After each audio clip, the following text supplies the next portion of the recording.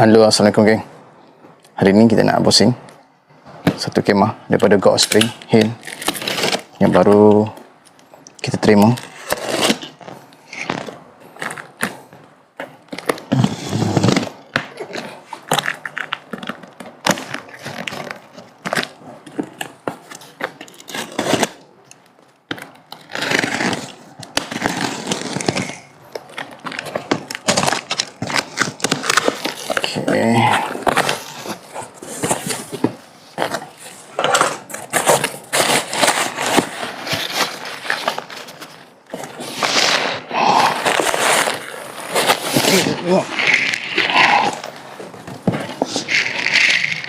Okey, ni kemah.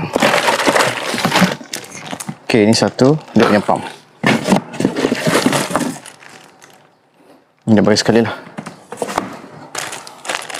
Set untuk tampal sekiranya berlaku kebocoran lah. Okey.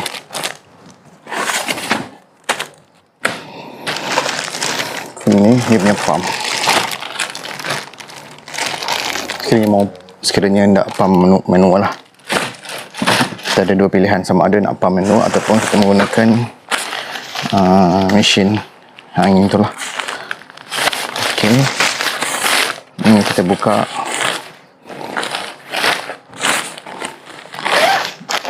Ada tengok sajalah, nanti kita set up dekat screen set. Ok, ini dia punya manual.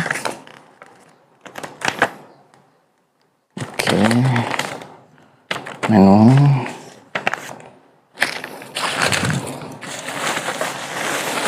Okey. Ini dia punya kemah. Nanti kita buka dekat campsite nantilah.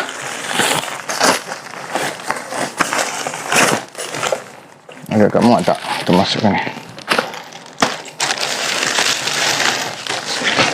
Boleh sekali. Terus senang, tak payah buat. Okey, nanti kita jumpa dekat campsite. Nanti saya akan set up kemah yang baru ni. Kemah apa? Kita tunggu. Tadi kalau kita tengok itu main tank, dan ini adalah expand tank.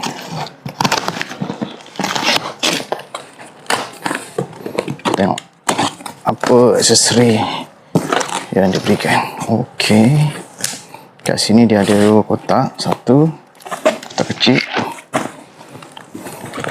satu kotak besar. Okey.